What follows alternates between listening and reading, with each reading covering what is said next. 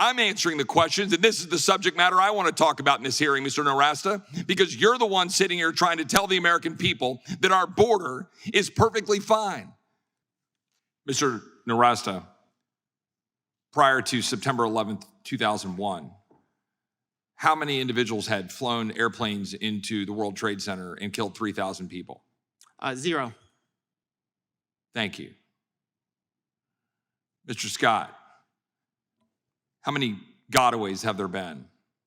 1.7 million known. That means there's evidence, video, whatever, but I can't give you an estimate on how many we don't know in the hundreds of miles of border that are not being patrolled. Mr. Nowrasteh, where are those 1.6 million gotaways?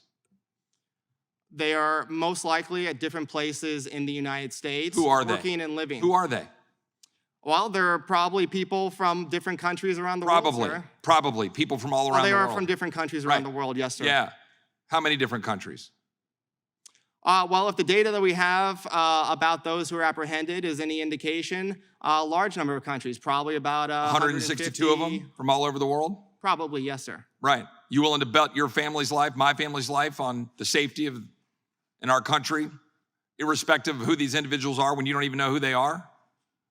Yes, sir. The chance of dying from a foreign-born terrorist attack since 1975 is 1 in Mr. 4.4 million per year. Mr. Nowrasteh, I'm sure that is great comfort to the families of the people from 9/11. Because when you sit here and testify that 0 people have committed a terrorist attack from crossing our border, I'm sure that is comfort to the people who had terrorist attacks committed by people who came here and overstayed their visas. It is no comfort. The fact of the matter is, when you talk about having an open border, and you minimize the open border by saying that people have to pay $5,000 to come here in that open border, you're ignoring the fact of what that does to human beings, when it is in fact so open that that's exactly what's happening.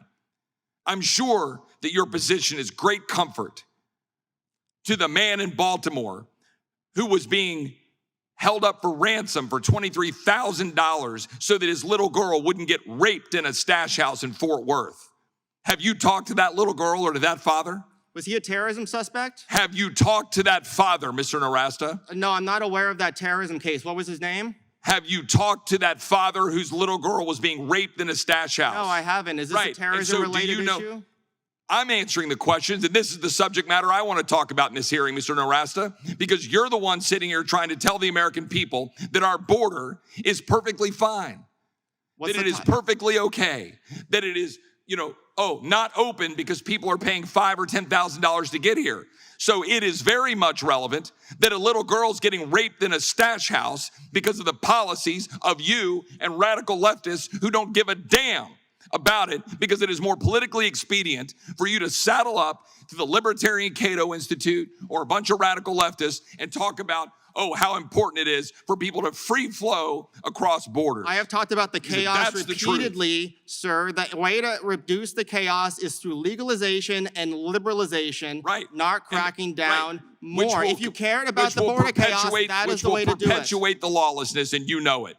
Mr. Benchman. Exact opposite. Please, Mr. Benchman, can you please expand on your testimony about dozens of terror watch list foreign nationals apprehended at the southern border being members of the Revolutionary Armed Forces of Colombia, or FARC, and how dangerous that is to this country?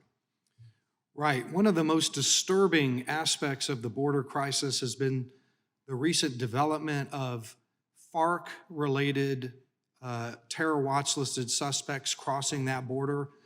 Those are people who have spent years and years involved in murder, kidnapping, drug trafficking, extortion, bombings. They are experts in weaponry. These are people who the United States absolutely would never countenance coming across the border and never provide a visa for, certainly. The fact that FARC members, former of the delisted faction, but also there are 2 FARC factions that are still listed, that those people would cross our border and come into this United States is anathema to all of our homeland security values, a terrible development that we should pay a lot of attention to, because a lot of Colombians are coming across.